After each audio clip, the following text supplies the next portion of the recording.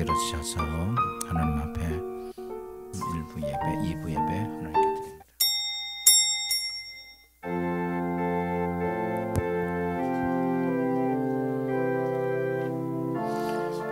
하나님은 여기 계시니 예배하는 자가 영과 진리로 예배할지니라. 길과 진리여 생명 되신 예수 그리스도 앞에 우리 모두 경배와 찬양을 드립니다.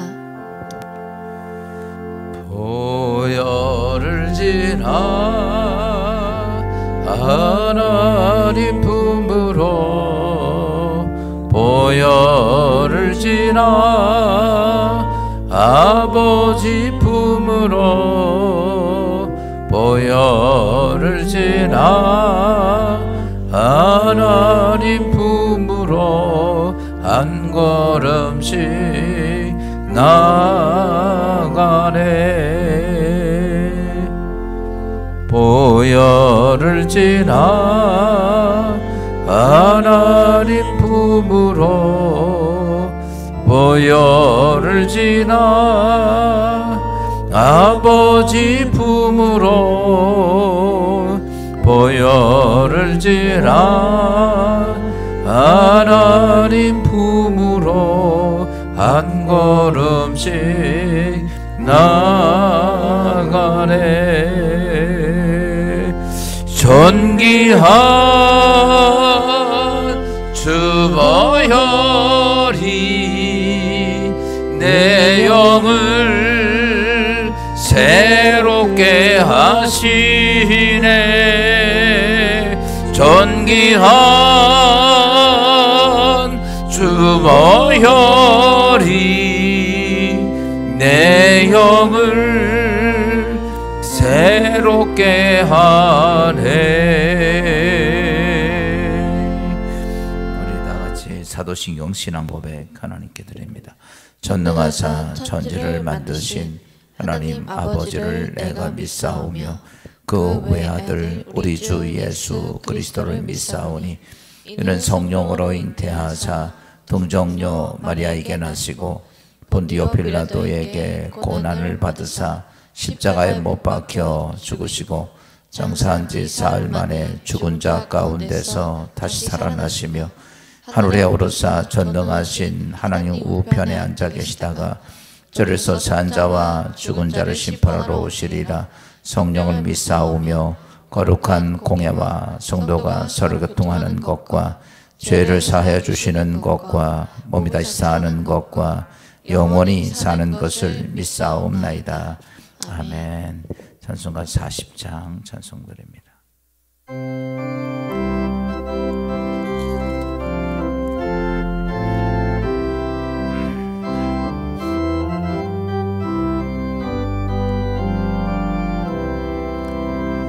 찬송으로 보답할 수 없는 큰 사랑 주님께 영광 할렐루야.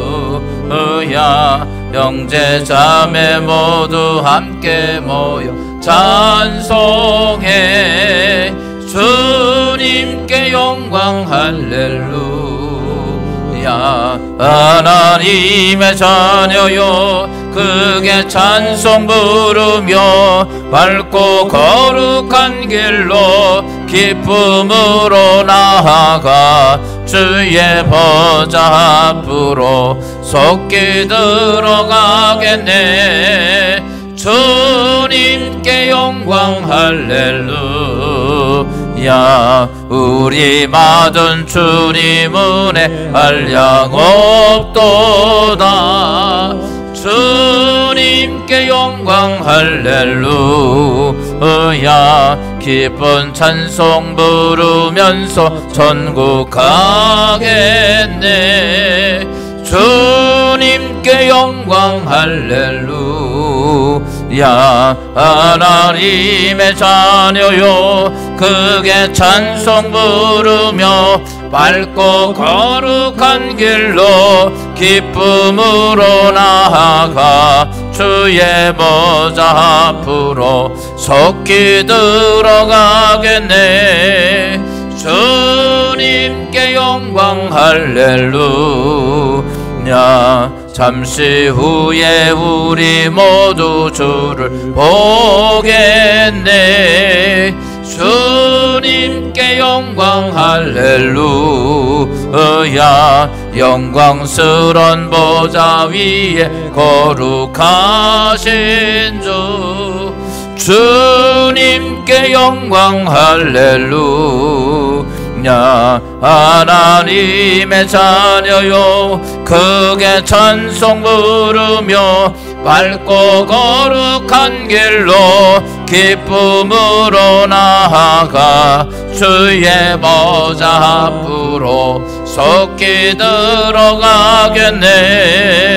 주님께 영광 할렐루야. 만국 백성 천국에서 소리 높여서 주님께 영광 할렐루야. 영원토록 주의 공로 찬양하겠네. 주님께 영광 할렐루야. 하나님의 자녀요 크게 찬송 부르며 밝고 거룩한 길로 기쁨으로 나아가 주의 보좌 앞으로 속히 들어가겠네. 주님께 영광 할렐루야.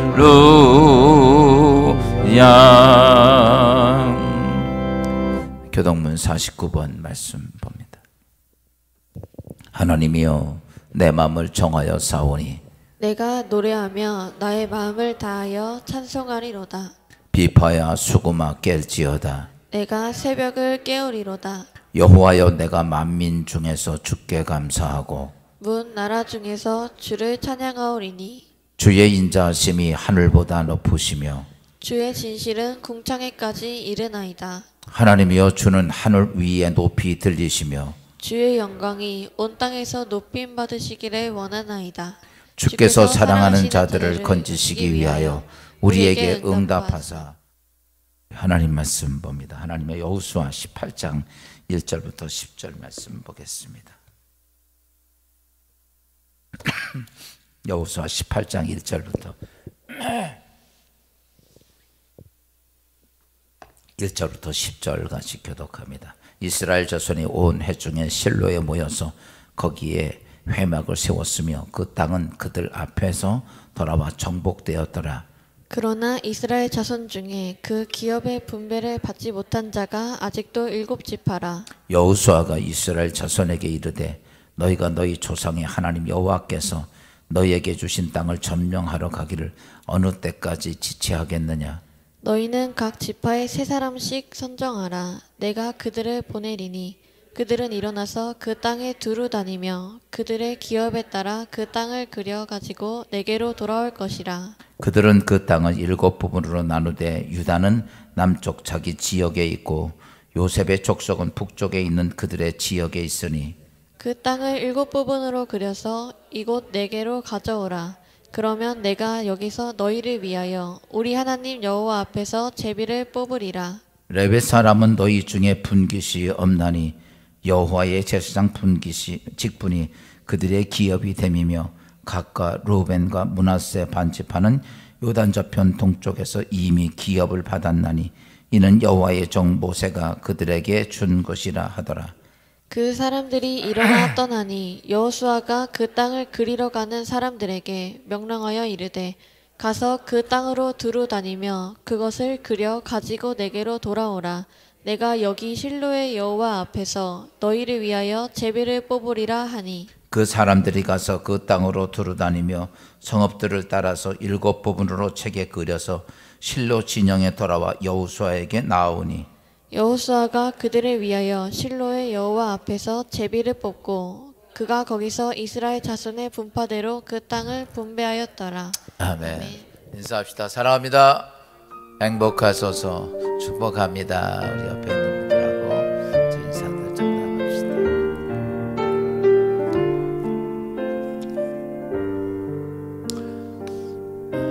꽃피는 봄이 시작이 됐습니다. 그래서 오늘도 이렇게 보니까 출타하신 분이 굉장히 많네요. 오늘도 주 안에서 이 한 주간도 주 안에서 복되기를 주의 이름으로 축원합니다. 10여 년 전에 일본의 유명한 인류학자인 겐니츠라는 학자가 이런 말을 했어요. 일본 젊은이들에게 위기가 왔는데 일본 젊은이들에게 도전하는 의식이 상실되었다라는 것이죠. 여러분, 젊은이들은 여러분 무엇이 있건 없고가 아니라 꿈과 비전을 가지고 도전하는 모습이 돼야 되는데 일본 젊은이들의 그런 꿈이 사라지고 대신에 젊은이들이 이런 생각을 갖고 산다는 거죠. 좀 월급 많이 주는 대기업에 어떻게 들어가서 그냥 거기서 월급 받아서 편하게 먹고 사는 것, 인생을 즐기는 것을 그것만을 추구한다는 거죠. 무엇인가 도전하고 무엇인가 이룩하려는 꿈은 사라지고 그냥 자기 인생 편했으면 편한 것을 찾아가는 거예요. 힘들고 어려운 것 찾아가는 게 아니고. 그러다 보니까 젊은이들에게 꿈과 비전이 없고 인생의 목표, 도달하는 목표도 없이 그냥 오늘 내 인생이 편하게 먹고 살 수 있는 돈만 있으면 편하게 먹고 사는 모습으로 그렇게 변해서 앞으로 일본이 큰 문제가 될 것이다 라고 그렇게 말을 했어요. 근데 지금 돌이켜서 10년이 지난 다음에 지금 우리나라의 모습부터 보면 꽤 크고 흡사한 모습으로 우리도 그렇게 변질돼 가는 거죠. 여러분, 젊은이들이 꿈이 없고 비전이 없다면 얼마나 기가 막힐 거예요. 그런데 우리나라에서 지난번에 초등학교에서 아이들이 앞으로 자기의 목표, 자기가 무엇이 되겠다는 장래 희망을 쓰라고 그랬어요. 예전에 쓰면 뭐 정치 지도자, 뭐 대통령, 장관, 뭐 국회의원, 뭐 이런 거 쓰고 사업가 쓰고 뭐 의사 되고 변호사 되고 판사 되고 이런 것들을 다 주로 썼는데 요즘 아이들을 이렇게 희망사항에 쓴 걸 보니까요, 건물주, 그냥 편하게 건물에 세 받아서 먹고 건물주, 또 공무원, 이런 것들, 연예인, 이런 것들이 요즘 젊은 아이들의 인생의 삶의 목표가 됐다는 거죠.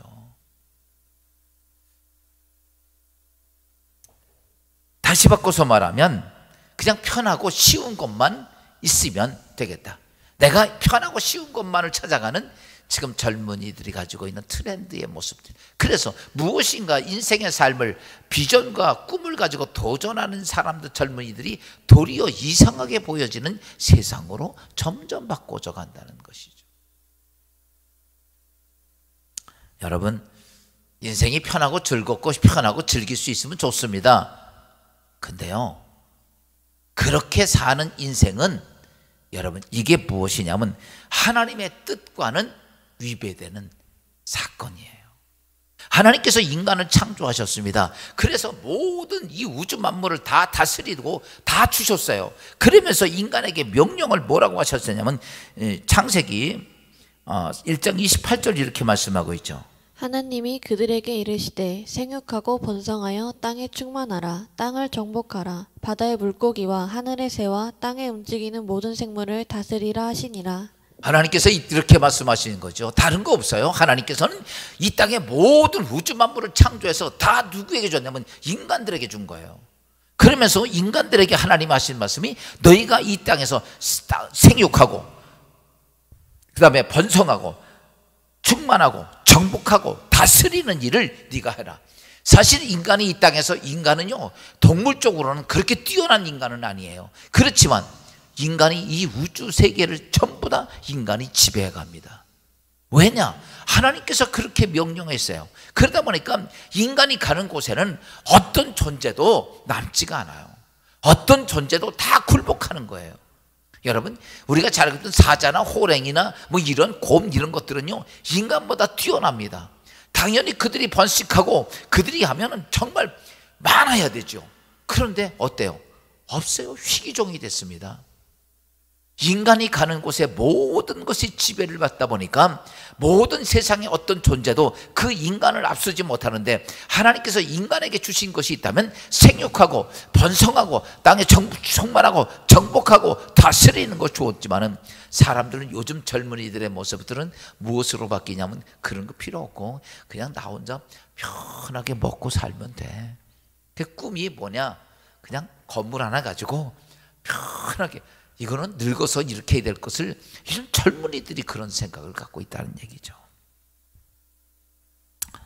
오늘 본문 말씀은 여호수아가 가나안 땅을 정복했습니다.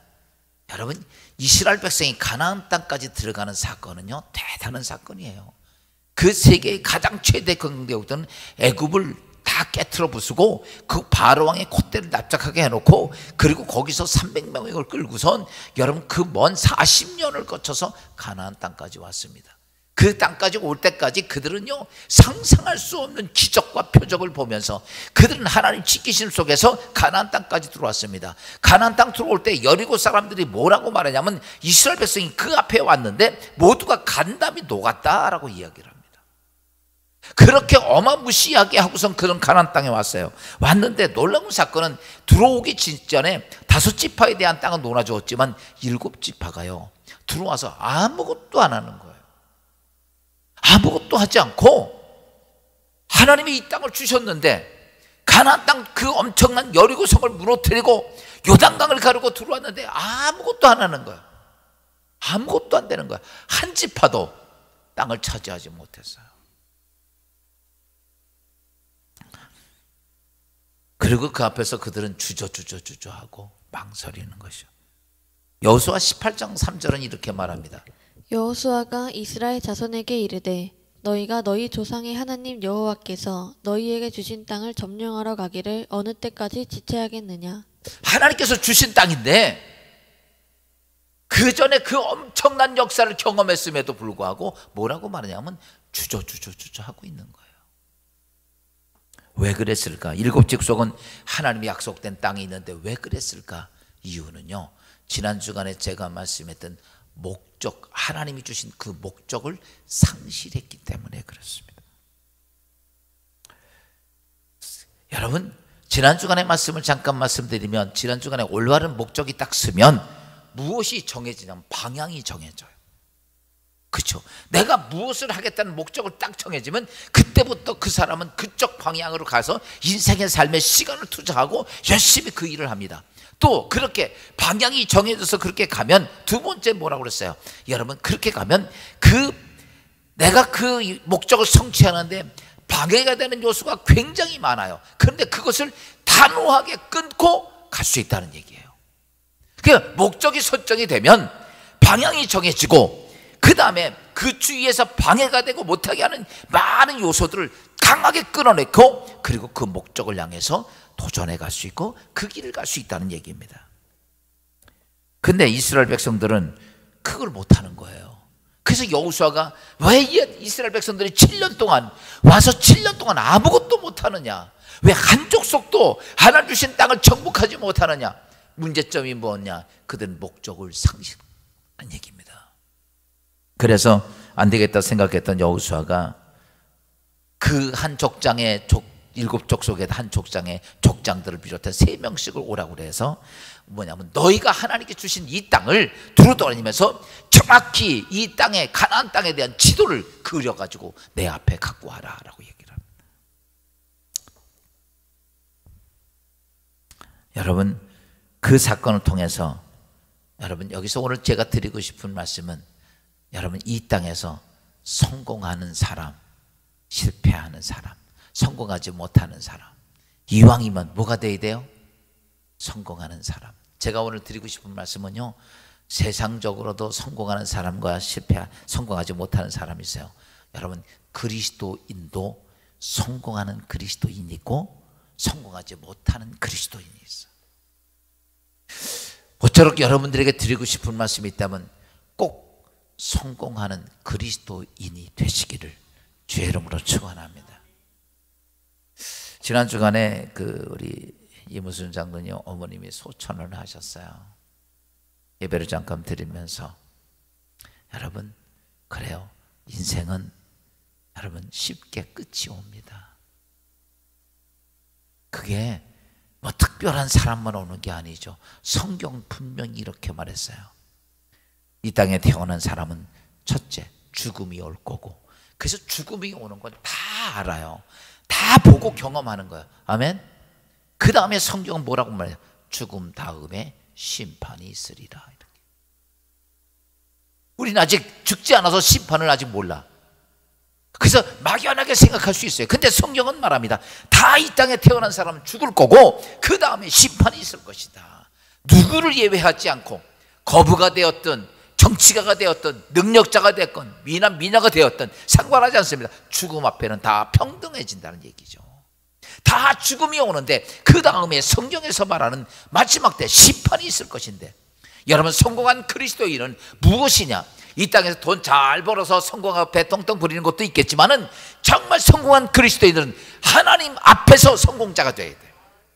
여러분, 그래요. 그 앞에서 실패자라면 한번 생각을 해봐요. 여러분, 이렇게 살다가 하나님 앞에 딱 갔는데 그 앞에 실패자의 모습이야. 예수님께서 이렇게 말씀하셨죠. 어떤 사람에겐 5달란트, 2달란트, 1달란트 주고 갔더니 한참 후에 주인이 와서 그들과 계산할세. 여러분, 혹여나 여기에 1달란트 가지고 부끄러워서 무서워서 벌벌 떨고 하나님 앞에 서는 성도가 하나도 없기를 주 이름으로 축원합니다. 내가 이 땅에 살다가 죽는 것으로 끝나는 게 아니라 우리에게는 영원한 시간이 주어졌는데 그 안에서 내가 하나님께 실패자의 그리스도인이라면 이것보다 불행한 게 뭐가 있겠어요? 하나님 앞에 서는 그날 여러분, 하나님 앞에 성공적인 그리스도인이 되기를 주 이름으로 축원합니다. 그래서 그러면 성공적인 그리스도인이 되기 위해서라면 오늘 사도 여호수아가 했던 사건을 잠깐 보면서 함께 은혜를 나누는데, 우리가 성공적인 그리스도인이 되기 위해서, 성공적인 자가 되기 위해서 여호수아는 무엇을 얘기하면 족장들에게 너희가 정복할 땅에 대한 그림을 그려서 와라라는 얘기예요. 지도를 그려서 오라고 합니다. 여러분, 성공하지 못한 사람과 성공한 사람의 특징을 이렇게 보면요, 여러분, 성공한 사람이나 성공하지 못한 사람 다 같이 꿈은 이야기할 수 있어요. 기대를 이야기할 수 있고 포부를 얘기할 수 있어. 이야기를 합니다. 문제는 뭐냐? 그 성공을, 그 꿈을 현실화시키기 위한 여러분 전략이 있느냐 없느냐야. 여러분, 오늘 우리가 이 땅에 인생을 살면서 그래요, 이렇게든 저렇게든 내 인생 살아가는 겁니다. 그런데 중요한 문제는 뭐냐? 다 꿈은 이야기하고 축복된 건 다 이야기할 수 있지만 그것을 내 인생의 삶 속에서 현실로 만들 수 있는 계략이 있느냐, 전략이 있느냐 이거예요. 성공하는 사람은 그 꿈을 현실로 바꾸는 뭐야? 계략, 전략이 있다는 얘기입니다. 그래서 오늘 여호수아는 그 전략 중에 하나를 가지고 이렇게 얘기한 거예요. 여호수아 16장 4절입니다. 너희는 각 지파에 3사람씩 선정하라. 내가 그들을 보내리니 그들은 일어나서 그 땅에 두루 다니며 그들의 기업에 따라 그 땅을 그려 가지고 내게로 돌아올 것이라. 오늘 여호수아가 이렇게 말합니다. 각 족장들아, 너희는 가나안 땅 그 살고 있으니까, 한쪽에 몰려 살고 있으니까 너희는 이 땅을 두루 다니면서 그 가나안 땅, 하나님이 약속한 그 땅을 다 그리고 산악 지형이든 여러분 지역의 특성이든 우물을 몇 개 있고 어디가 뭐 강이 있고 이 모든 것들을 다 그려서 7개로 나누어서 나에게 갖고 와라 라고 얘기를 합니다. 여러분, 성공은 다 하고 싶어. 아멘이요? 근데 그게 잘 마음대로 안 되죠. 오늘 이렇게 말해요. 너희들 하나님이 약속한 것을 그려가지고 와라. 여러분 잘 아셔야 됩니다. 이 동양 종교들을 보면 주로 혼자 묵상하고 명상하고 그러는 거예요. 절하고. 여러분, 동양 종교들을 가지고 있는 나라들 보세요. 다 후진국이에요. 빌기만 하면 뭐가 된다고 생각을 해. 보세요. 이스라엘 백성들이 가나안 땅까지 들어왔어요. 그 40년의 어려운 육경. 그러니까요, 포로로 생활하고 470년이 지난 거예요. 그렇게 들어와서 어렵게 가나안 땅 들어왔는데 하나님께서 그들에게 올 때 엄청난 기적을 베풀었잖아요. 근데 보세요, 가나안 땅 들어갔는데 아무것도 안 하니까 아무것도 안 해줘요. 여러분, 이게 오늘 여기서 알아야 될 게 있어요. 가나안 땅, 우리가 하나님 섬깁니다, 예배드립니다, 별거 다 하는데 아무것도 안 하니까 하나님은 아무것도 안 해줘요. 오늘 하나님은요, 우리에게 뭘 얘기하신 줄 아십니까? 내가 너에게 계획했을지라도 너 가만히 있지 말아라 이거예요. 가만히 있으면 나도 너 안 해준다 하는 거예요. 그래서 오늘 이스라엘 백성들이 7년 동안 아무것도 얻지 못하니까 여호수아가 뭐냐면 시작부터 하자. 유명한 동양 사상가인 노자가 이렇게 말합니다. 천리길도 한 걸음부터 시작이라고. 여러분, 그냥 가만히 있더니 아무것도 안 돼. 하나님이 이스라엘 백성 축복하셨습니다. 기적을 베푸셨습니다. 가나안 땅까지 기적 가운데 왔습니다. 홍해 들어가려고 엄청난 역사를 일으키고 왔는데 와서 그들이 아무것도 안 하니까 하나님도 아무것도 안 해줬어요. 우리 이 사건이야. 그러니까 여호수아가 뭐라고 말하냐면 이러고 있지 말아라. 너희가 목표가 정해져 있는데 목표가 뭐냐? 하나님께서 이 가나안 땅을 우리에게, 우리 후손에게 주신 것인데, 그래서 너희가 가질 그 땅을 다니면서 뭐 해가지고 와라? 그려가지고 와라. 그려가지고 와라. 여러분, 오늘 우리가 이 땅의 인생을 살면서 내 주어진 귀한 시간을 낭비할 때가 참 많습니다. 여러분, 지금 우리가 나에게 주어진 시간 얼마나 귀한 시간인지 몰라. 아멘. 여러분, 얼마 안 되면 우리가 하나님 앞에 쓸 텐데, 그때에 나에게 준 시간 다 낭비하다가 아무것도 없이 그냥 빈손 들고 갈 수는 없잖아. 제가 지금도 잊어버리지 않는 게 하나 있어요. 우리 그 교회 집사님 한 분이 소천하시기 직전인데, 젊은 나이가 중년이죠. 돌아가시게 됐어요. 가서 보니까 이제 복수가 차가지고 배도 이렇게 부르고, 이제 제가 봐도 한 24시간을 못 넘을 것 같더라고. 그러면서 그분이 나한테 이렇게 이야기를 하더라고. 목사님, 저 한 번만 걸어봤으면 좋겠어요. 그래서 난 그 지사님이 그래, 좀 살고 싶은 의도가 있어서 그런가 보다 그렇게 생각했더니 그분이 나보고 이래요. 제가요, 목사님, 걷고 싶은 거는요 다른 거 아니에요. 꼭 내가 주님의 은혜 감사해서 교회 마당이라도 한번 쓸고 죽고 싶어요. 자기가 이제 하나님 앞에 가야 될 시간이야. 여태까지 신앙생활 그냥 누가 억지로 끌려와야, 속 끌려도 한 번씩 끌려와서 예배드리고, 교회에서 하나님 앞에, 근데 자기가 주님 앞에 가다 보니까 내 생명을 살리신 자가 예수 그리스도는 사실을 계속 제가 신방하면서 가르쳐주고 말씀드리고 고백하고 그랬거든. 그 은혜로 가는데 자기가 그래요, 탁동 같은 눈물을 뚝뚝 떨어치면서 그 은혜에 감사해서 내가 최소한 교회 가서 마당이라도 한번 쓸고 싶어서 걷고 싶어요. 여러분, 지금 우리 건강하니까 아무것도 아닌 것처럼 보이죠. 내 생명 마지막 끝나는 순간에는 여러분, 이 땅에 의지할 수 있는 게 아무것도 없고 그냥 홀단신으로 하나님께 가야 돼. 그렇기 때문에 성공한 그리스도인이 무엇이냐? 이 땅에서 사람들 보기에 떵떵거리고 멋지고 잘난 것도 성공한 그리스도인 중에 하나지만은 정말 중요한 것은 하나님 앞에서 성공한 그리스도인이 돼야 한다는 얘기죠. 이 땅에서 아무리 호의호식해도 나 너 모르겠다라고 이야기하면 어쩔 거예요. 그것이 무슨 유익이 있겠냐 이거죠. 그래서 오늘 우리가 이 땅의 삶을 살면서 분명한 내가 살아가야 한 목적에 대한 설정을 올바로 설정을 해야 한다는 사실입니다. 그것이 설정이 바로 되지 않으면 인생의 삶은 어떻게 살았든 저렇게 살았든 인생의 삶의 마지막에서는 부끄러운 실패자의 그리스도인의 모습으로 전락해버리고 만다는 것이죠. 나이팅게일이 이런 말을 했어요. 지금 하는 일이 내가 꿈꾸는 꿈꾸는 미래와 상관이 있는 일인가 한번 생각해 봐라. 내가 지금 오늘 일하고 직장 생활하고 사업하고 돈 벌고 가정 생활하고 뭐든 다 하고 파고 그것이 내가 성공하는 그리스도인과 밀접한 관계가 있는가를 깊이 생각해라 하는 거예요.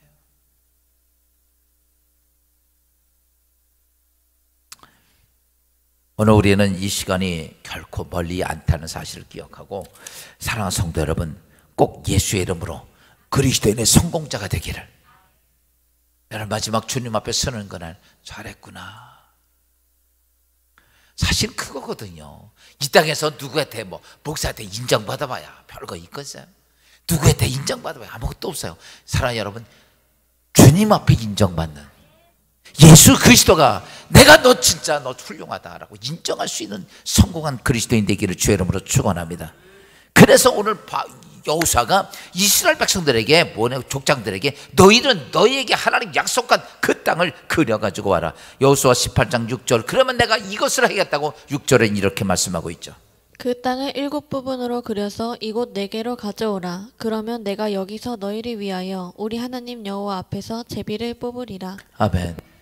그려가지고 오면 여호수아가 자기가 멋대로 이렇게 하지 않고 내가 이것을 갖다 놓고 하나님께서 어느 족속에게 어디를 줄 것인지 하나님께서 행하시는 대로 내가 순종하고 제비 뽑아서 너에게 주리라.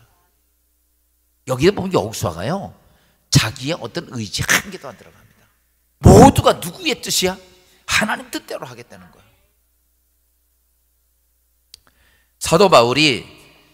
사도 바울의 인생의 목적이 하나가 딱 있었어요. 그게 뭐냐면 1차, 2차, 3차 전도 여행을 다니면서 세계 방방곡곡에 복음을 전해, 유럽 쪽에 다 복음을 전하다가 그가 마지막 꿈꾼 게 하나가 있었어요.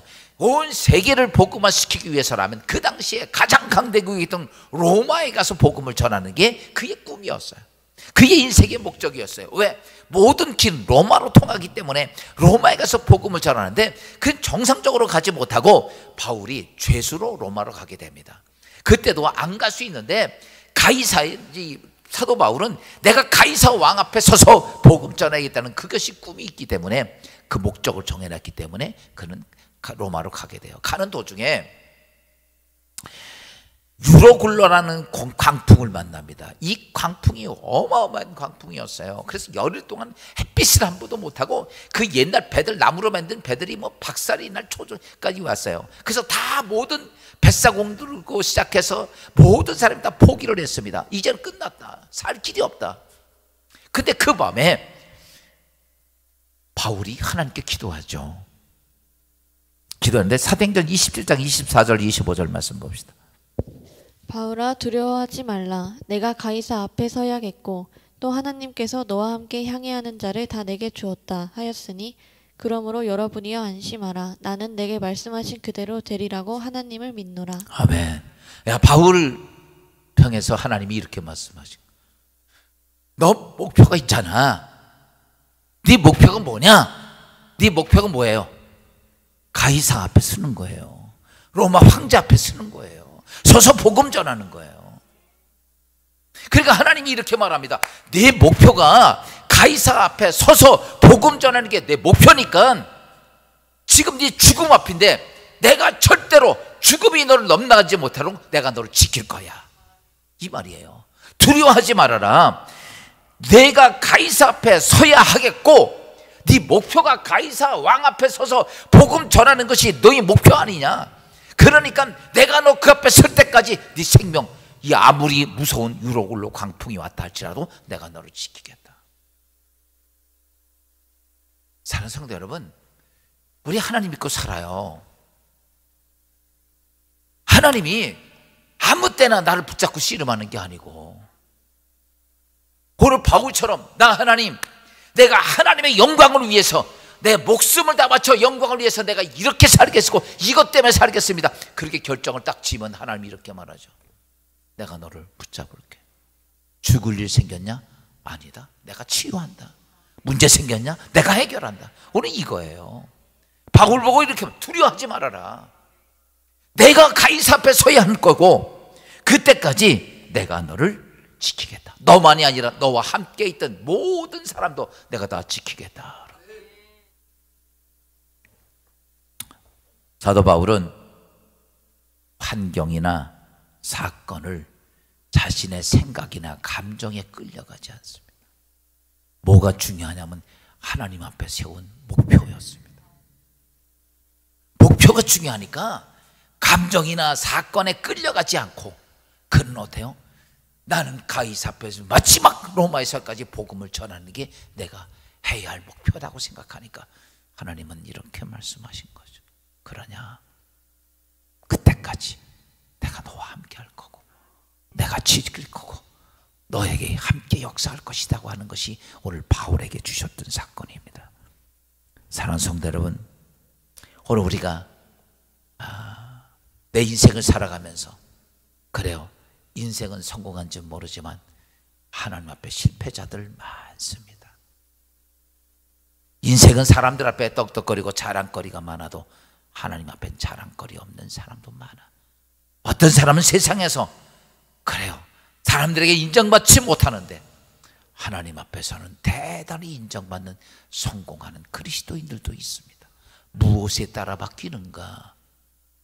내가 하나님 앞에 가진 올바른 목표 설정입니다.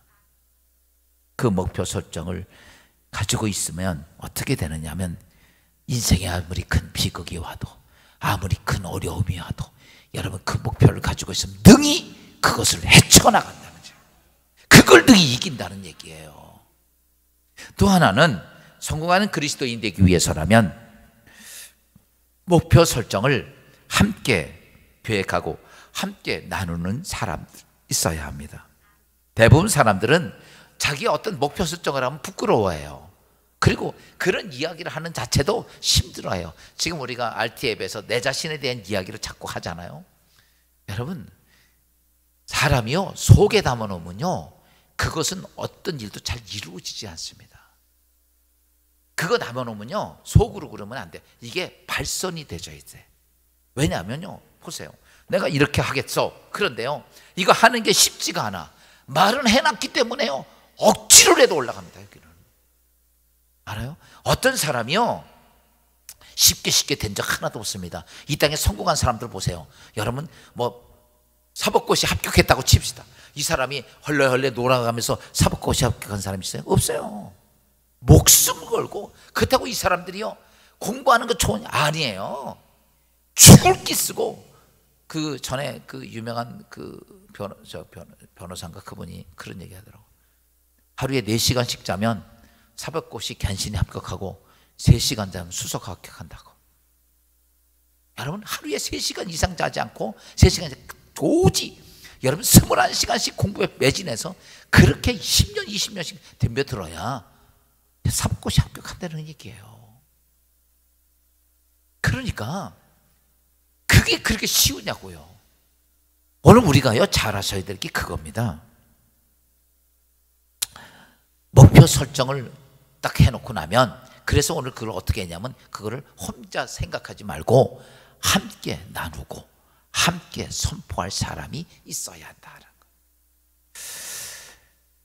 왜냐하면 사람들은 자신이 가지고 있는 믿음과 그 목표 설정이 실패에 대한 두려움 때문에 잘 발전도 안 되고 그 다음에 이야기도 잘 안 해요.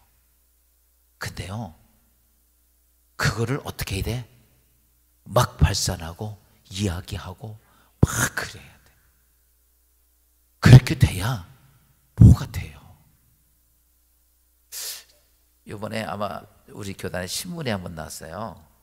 그 신문에 나왔는데 이제 조상범 목사님이라고 우리 선배인데 쬐까맣고 전에 홍원교회에서 목회를 하셨어요.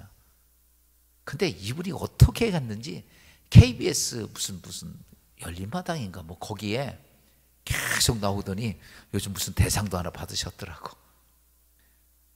그래요. 그분 배운 것도 없고 아는 것도. 근데요 그냥 그분은요 이렇게 같이 얘기하면요 막 사람들을 그냥 막 줬다 폈다가 막 하고 얼굴에 철판 깔고 얘기해. 그러니까 사람들을 재밌게 하는 거예요. 그래서 웃음을 주는 목사 중에 한 사람을 선정됐다. 제가 가만히 그 기사를 보면서 느낀 게 그거예요. 여러분 가만히 속에 담아놓고 있으면 아무것도 못하더라고. 뭔가 내가 하겠다고 내놓고 막 덤벼들고 막 이렇게 하는 사람들이 되는 것처럼, 여러분 목표 설정을 해놓고 담아놓고 나면요, 두려움이라는 게 내 삶을 지배하기 때문에 그 일을 만들어가지는 못합니다. 그래서 여러분 이렇게 돼야 돼요. 이런 거죠. 내가 쉽게 말해서 내가 올해 난 이만큼 내가 하는 일을 이만큼, 내 기업을 이만큼 확장시킬 겁니다. 막 이런 게 선포가 돼야 돼요. 그러면요, 안 할 수 없잖아. 했으니까 힘들어도 하고 뭐도 하고 뭐도 하고 뭐도 하는 거. 그러다 보니까 어때요? 되는 거예요, 이게요. 지난번에 전에 그 여의도 소목에 지금 자꾸 하셨지만 조영기 목사님이 이런 말씀하셨어요. 예수 믿고 3년 동안에 집 못 사면 그 사람 예수 잘못 믿었다고. 말이 많았어요, 기독교계에서. 그건 순복음교회 교인들이요, 3년 안에 집 사야 되니까 다 산 거야. 사고 나니까 문제는 뭐냐면 뭐 돈이 없잖아요. 빚으로 산 거야. 그래가지고 아침 저녁 밤 늦은 새벽까지 일을 해가지고 그냥 갚다 보니까 몇 년 안에 다 갚아가지고 집이 하나 생기더래. 근데요, 제가 그 말을 가만히 듣고서 우린 비난했죠. 그렇게 설교하면 되겠어요, 목사님? 이렇게 얘기해야 되는데, 진짜 그렇게 목표를 설정하고 선포하고 나니까 사람들이 어때요? 그냥 해놓고, 그래요, 그냥 집 안 생기거든요. 죽을 기 쓰고 뭐 안 쓰고 모으고 더 하니까 집이 되려는 거예요. 이게 무슨 말이냐면 여호수아가 똑같은 방법을 씁니다. 너희들 그냥 가만히 있지 말고 함께 계획하고 함께 선포하고, 그러면은 이미 다 사람들이 알아요. 이거 어떡하냐 해야지. 그래서 하기 힘들어도 그 일을 그냥 있게 물고 시작한다는 거예요. 그리고 있게 물고 끝까지 도전한다는 거예요. 그러다 보니까 여러분 보세요. 그런 자를 하나님은 이래, 내가 너를 도와줄게. 내가 너와 함께 할게. 예수님 제자들이요, 예수님과 함께 풍랑 만나고 가다가 갈릴리 바다 풍랑에 한번 만났어요. 풍랑이 세게 치니까 배가 뒤집어질 지경이에요. 그러니까요, 베드로나 요한이나 야고보 안드레 다 어부추시는데 어떻게 할 수가 없으니까 안 되니까 예수님 깨우는 거, 주무시는 예수님 깨우면서 우리가 죽게 된 걸 돌아보지 아니하시나이까 이렇게 얘기를 합니다. 근데 예수님이 딱 일어나가지고 이렇게 말씀하셨어요. 마태복음 8장 26절입니다. 어찌하여 무서워하느냐 믿음이 적은 자들아. 예수님이요, 너네 고생한다 이러지 않고 너네 왜 이렇게 믿음이 없냐, 그 책망을 하셨어요. 이 말이 무슨 말이냐면요, 보세요. 그 제자들은 예수님 따라다니면서 어마어마한 하나님의 기적을 본 사람들이에요. 경험한 사람들이에요. 죽은 자가 살아나고 병든 자가 일어나고 귀신이 떠나가고 오병이의 기적의 역사가 나타나고 다 봤어요. 근데 예수님에 대한 것들을 목적 설정이 잘못된 거예요. 그러니까 그거 배 하나 뒤집어질까 봐 예수님에게 오두방정 떨었던 제자들의 모습 보고 예수님이 그렇게 말씀하신 거죠. 믿음이 적은 자들아. 반면에 사도 바울은 어떻습니까? 목표 설정이 딱 정해졌어요. 오늘 내가 누구의 태가리라? 로마에 가서, 지금이야 비행기 타고 갈 수 있지만 그 당시에는 정말 그 로마에 간다는 건 불가능한. 만 바꿔서 우리 고려시대에 미국 간다는 게 가능합니까? 그런 거 마찬가지예요. 그런데도 불구하고 그 목적 설정이 딱 되니까 그가 로마에 가게 되죠. 그러면서 그는 이렇게 말합니다. 사도행전 20장 24절에 보면 이렇게 말합니다. 내가 달려갈 길과 주 예수께 받은 사명 곧 하나님의 은혜의 복음을 증언하는 일을 마치려 하면은 나의 생명조차 조금도 귀한 것으로 여기지 아니하노라. 아멘. 야, 바울은요, 정말 제가 이렇게 성경을 보면 참 멋진 사람. 하나님 앞에 목적 설정이 딱 되니까요, 하나님, 나는 이 목적을 위해서라면 내 목숨도 귀하지 않습니다. 여러분 보세요. 바꿔서 놓고 생각합시다. 여러분이 하나님이라면 그런 바울 모습 보고 무슨 생각이 들겠어요? 너 고생 좀 해라 이러겠어요? 하나님, 나는 하나님 복음을 위해서, 이 복음 전도자, 복음을 위해서 나 목숨도, 어떤 것도, 내 재산도, 내 돈도, 아무것도, 난 인생도 다 포기합니다. 난 하나님 복음을 위해서. 이랬을 때 하나님이 바울을 볼 때 어땠을까? 여러분, 감동이 안 돼요? 오늘 우리가요, 하나님 믿으면서 하나님 나만 생각하다가 세상 것만 생각하고 안 해준다고 뭐라 그러면서 하나님을 향해서 나 좀 도와주세요. 우린 그럴 때가 너무 많잖아. 오늘 바울은 이렇게 말합니다. 하나님, 난 하나님 복음을 위해서, 하나님 나라 세워지는 것을 위해서라면 난 내 목숨도 나는 아깝지가 않습니다. 사랑하는 성도 여러분, 그 일을 같이 하기 위해서라면, 그런 일들을 이룩하기 위해서라면 연약한 우리들은 어떻게 하면 함께 계획을 세우고 함께 선포하고, 그렇게 되면 내가 넘어질 때, 우리 사람은요 다른 사람을 이렇게 좀 많이 봐요. 눈치를 많이 봐.